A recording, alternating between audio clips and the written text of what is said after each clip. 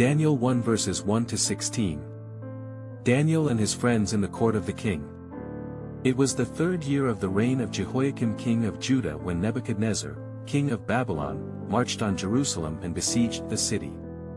My Lord gave Nebuchadnezzar victory over King Jehoiakim and permitted the Babylonian ruler to remove some of the sacred vessels belonging to the temple of the true God.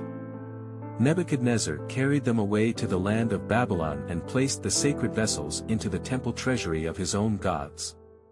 Later, the king ordered Ashpenaz, his chief officer, to select a certain number of youths from royal or noble families of the Israelites who would be suitable for service in the king's palace. They were to be handsome young men without defect, well versed in every branch of wisdom. They were to be intelligent, discerning, and qualified for royal service.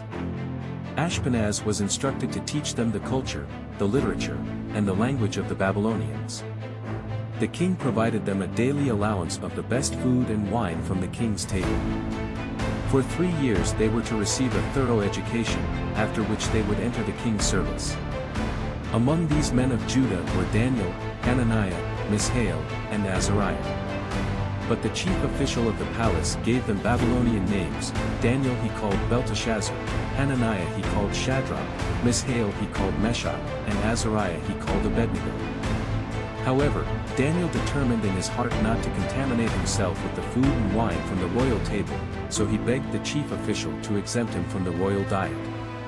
Then God moved on the heart of the chief official to show Daniel favor and compassion. But he warned Daniel, "My lord the king has ordered your meat and drink, and I fear that he will notice if your face starts looking worse than the other men your age. You could put my life in jeopardy with the king." Daniel then appealed to the overseer whom the chief officer put in charge over Daniel, Hananiah, Mishael, and Azariah. Daniel said to him, "Test us, your servants, for 10 days. Give us only seeds to eat and water to drink. Then afterward, compare our appearance with those of the young men who eat the king's food. Then you can decide what to do with us." So the overseer agreed to do what they requested and tested them for 10 days. And when the 10 days were completed, they looked healthier and had even gained weight.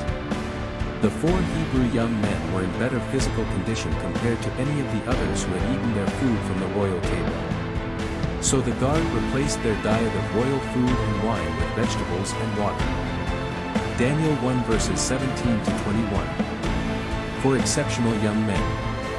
God imparted insight and skill in every aspect of literature and science to the 4 Hebrew men. Daniel also had the unique gift of interpreting every kind of supernatural vision and dream.